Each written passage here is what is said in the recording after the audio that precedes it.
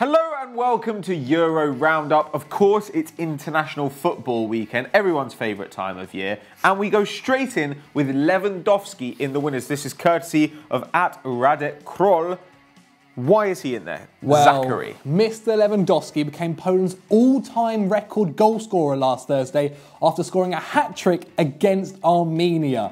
Lewa took his total to 50 and helped the Poles thrash Armenia 6-1. Ooh. He has now scored 24 goals in his last 14 World Cup qualifiers, and Poland have sealed qualification for next summer in Russia with a 4-2 victory against Montenegro on Saturday. Lewandowski scored again. But Pato, tell me a bit more about the Pole. Yeah, he actually can't stop banging them in. He's now got 16 goals in this qualification campaign. That's a new European scoring record for a World Cup qualifier. He actually broke his own record, which was 15 set on Thursday versus Armenia. Poland are actually at top spot in Group E, okay? So far, they've only dropped 5 points, I believe. They've got 25 out of 30. They've had one loss, one draw, 8 wins out of 10. Pretty amazing.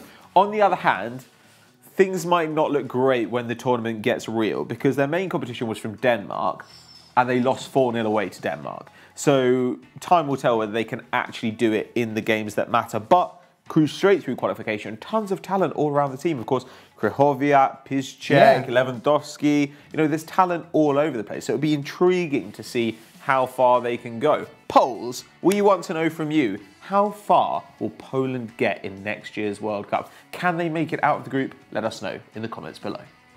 We head to our first loser and we go down to South America. But Pato, who is it and who is it from?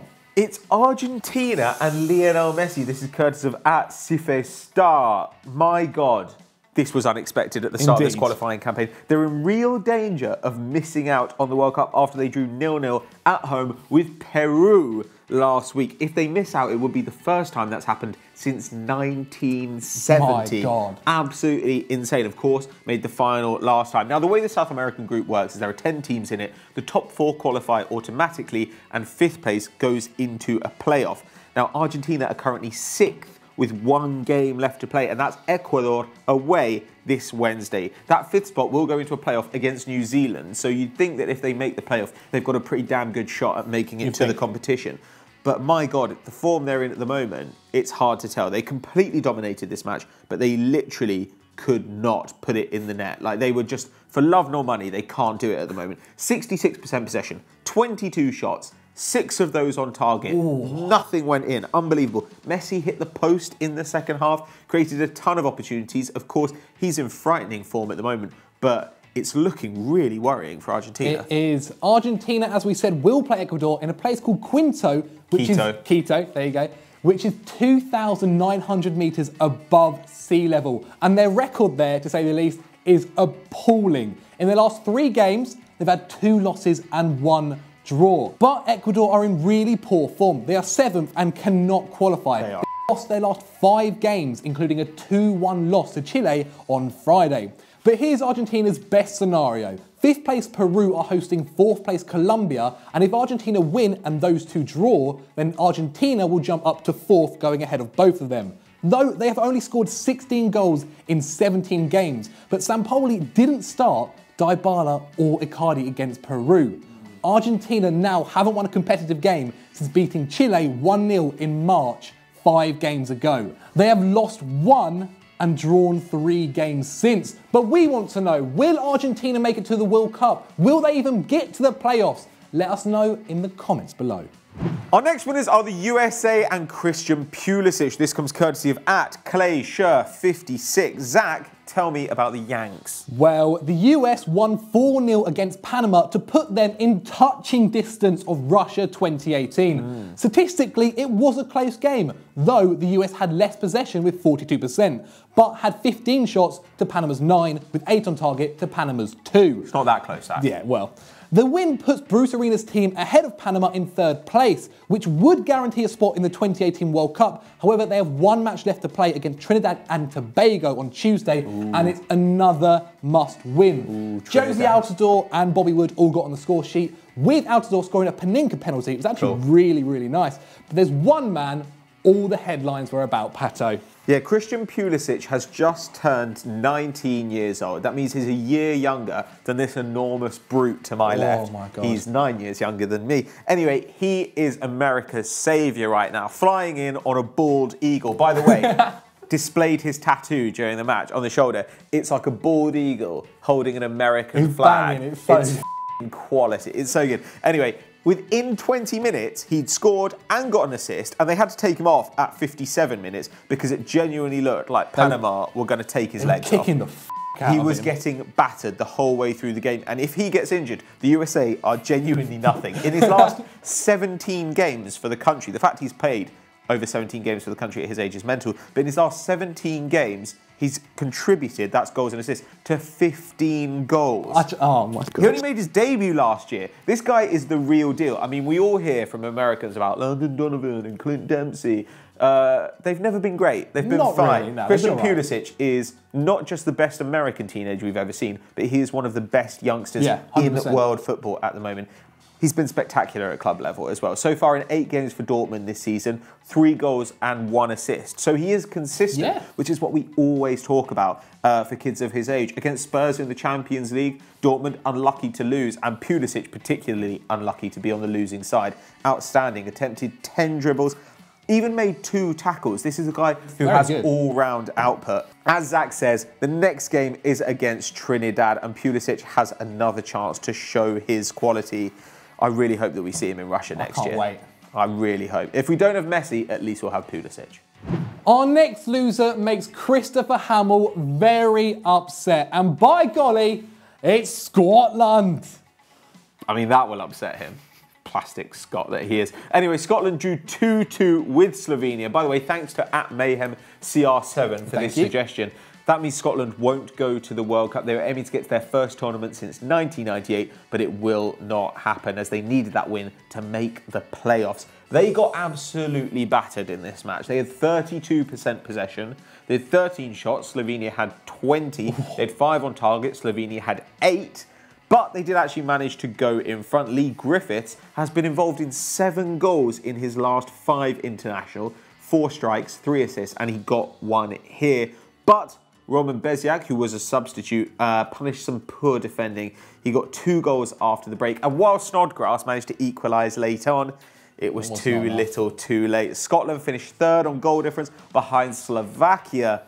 And I'm afraid that we will not see the old enemy at World Cup 2018. Sad, sad times. But look, things were looking good for the Scots coming into the game. They were on a 5-match unbeaten streak. Griffith's goal was also his 4th in his last 5 international games, and it was the first goal Slovenia have conceded at home during qualifying. That's amazing. Since losing to England, though, at Euro 2016 qualifying as well, Slovenia has just lost once at home. They've since won 6 games and drawn 4. Whoa, so they had it all to do, basically, Scotland going into the match. It's quite promising things for are them. against them. It's quite promising for them, do you not think? 100%. They've got some promising players as well. Griffiths, as much as I may not like him, is a good little player. I mean, he's not pleasant to look at. No. But he's doing the business. He does the job, and for Celtic. But Slovenia's Josip Ilic, I think that's how it's said, who assisted the first goal, has now been directly involved in 8 goals in the World Cup 2018 qualification. 3 goals and 5 assists, more than any other Slovenia player. But as it looks, Scotland, you are in our losers. Our final winners, Chile and Alexis Sanchez. Zach, what has happened to Chile? Well, Chile's qualification was put back on track with a 2-1 win over Ecuador after damaging losses against Paraguay and Bolivia in the previous round of games. Results pushed the side into 3rd in the South American qualifying, 11 points and goal difference with Colombia, +2 and 26 points, and just 1 point ahead of Argentina and Peru. Alexis Sanchez, Chile's all-time goal scorer, scored an 85th minute winner to take his international goal tally to 39 in 118 appearances. It was also his first strike against Ecuador since 2013.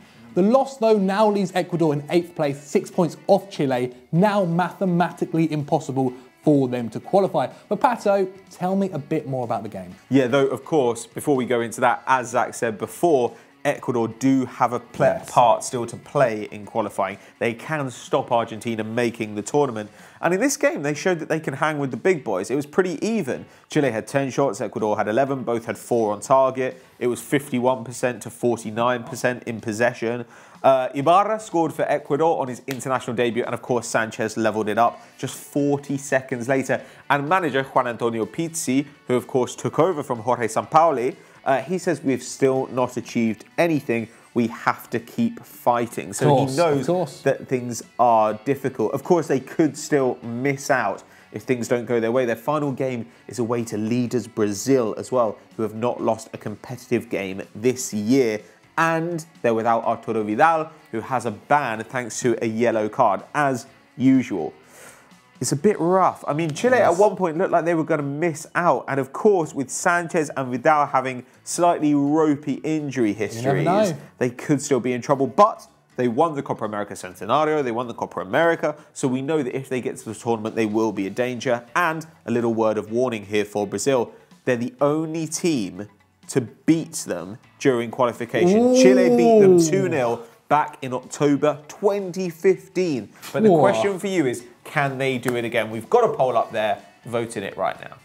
To bring our South American fiesta to an end, we head to Colombia. But why are we going there, Pato? Yeah, Colombia find themselves embroiled in the chaos of CONMEBOL at the moment after they lost 2-1 at home to Paraguay. They haven't won in their last 3 qualifying matches, and they've got Peru in their final game on Wednesday. This was pretty drab for 80 minutes. CONMEBOL has actually been pretty dull this year.